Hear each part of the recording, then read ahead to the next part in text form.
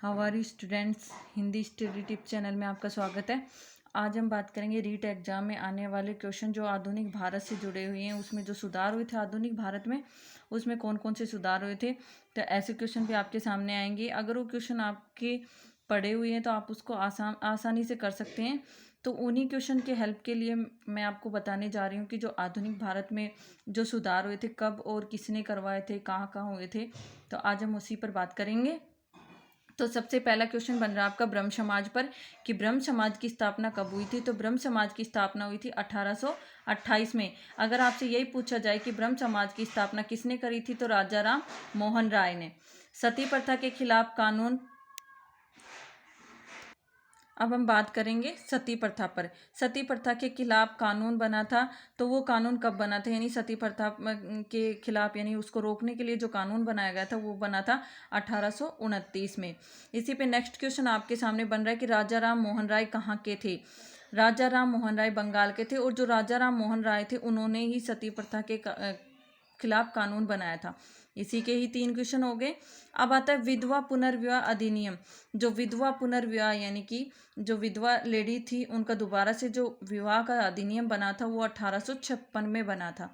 जो विधवा विवाह था उसके समर्थक कौन थे, यानी कि विधवा विवाह का जो पुनर्विवाह में अधिनियम बनाया था उसके समर्थक कौन बने थे, तो वो थे ईश्वर चंद्र विद्यासागर। अब आते हैं नेक्स्ट क्वेश्चन, प्रार्थना समाज की स्थापना किसने की थी। तो प्रार्थना समाज की स्थापना की थी ज्योतिबा फुल्ले ने। जो ज्योतिबा फुल्ले थे उन्होंने प्रार्थना समाज की स्थापना की थी। सत्य शोधक समाज की स्थापना किसने की थी। तो ज्योतिबा फुल्ले का ही दूसरा क्वेश्चन आपके सामने आ रहा है। सत्य शोधक समाज की स्थापना भी ज्योतिबा फुल्ले ने ही की थी। ज्योतिबा फुले की एक बुक भी थी, तो गुलाब गिरी के नाम से विकसित थी। तो गुलाब गिरी के नाम से अगर पुस्तक पूछी जाती तो ज्योतिबा फुले की, और ज्योतिबा फुले की पुस्तक अगर पूछी जाती तो गुलाब गिरी इसका आंसर बनता है। इसी का ही नेक्स्ट क्वेश्चन आपके सामने बन रहा है, दुर्गा दास द्वारा रचित पुस्तक। जो दुर्गा दास थे उनको भारत कर्जन की पुस्तक रची थी। भारत कर्जन के लेखक का नाम पूछा जाए तो दुर्गा दास, आप इस पे टिक लगा सकते हैं। इसी के साथ आपका नेक्स्ट क्वेश्चन बन रहा है, सर अहमद खां का जन्म कब हुआ। जो सर अहमद खां थे उनका जन्म 1817 में हुआ था। जो सर अहमद खां का जन्म 1817 में हुआ था।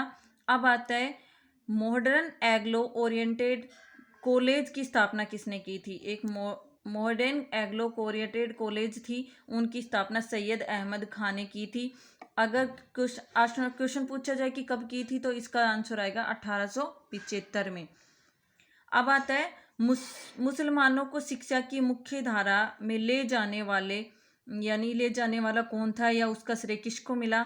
तो जो सैयद अहमद खां थे जिन्होंने इस कॉलेज की रचना की थी, उन्होंने ही मुसलमानों को शिक्षित करने की ठान ली थी। इसी के द्वारा हम बात करते हैं सैयद अहमद खां के आगे कि सैयद अहमद खां ने और क्या किया था। तो सैयद अहमद खां ने एक एकता पर बल दिया था। वो एकता कौन सी थी, तो वो थी कौमी एकता पर। अगर आपसे पूछा जाए कौमी एकता पर किसने बल दिया था, तो उसका आंसर आएगा सैयद अहमद खां। सैयद अहमद खां पे आगे बात कर रहे हैं। उन्होंने हिंदू और मुसलमानों को भारत माता की 2 आंखें बताई है, यानी कि हिंदू और मुसलमान आपस में भेदभाव से रहते थे, तो उन्होंने उनको एकता में लाने के लिए भारत माता की 2 आंखों में वर्णन किया। साइंटिफिक सोसाइटी की स्थापना भी अहमद खान ने ही की थी। जो सैयद अहमद खां थे उन्होंने साइंटिफिक सोसाइटी की भी स्थापना की थी। सैयद अहमद खां का निधन 1898 में हुआ था। जो अब हम बात करते हैं दयानंद सरस्वती पर।